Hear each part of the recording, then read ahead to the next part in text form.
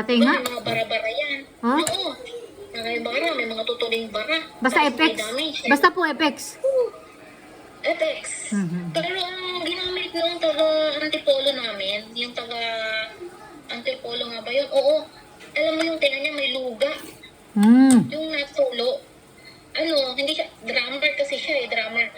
Hindi na makarinig. Tapos, nakita niya yung sabi nung kanyang nanay, mayroon diyang nitro sa rep, lagyan mo. Hindi niya pinapaalam na nilalagyan niya pala. Ninanakaw niya yung nitro sa rep, tapos tinapatak sa mata. So, after 3 to 4 days, sabi niya, Nay, ang galing nung gamot mo. Sabi niya ganun. Nawala na yung bingi ko. Then, parang nawala na yung mga, nagumaling na yung luga niya.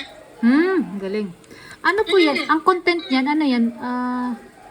Ano yan? Gluten, magnesium, and zinc. Ay, may buto-buto. Ano yung buto-buto? Sa balat. Doon sa mga magnesium kasi, di ba, kailangan din ng ating yung magnesium sa ating mga legs. Di ba, lahat may magnesium. Kaya mga buto, mga ligaments, yan, nawawala ng ano.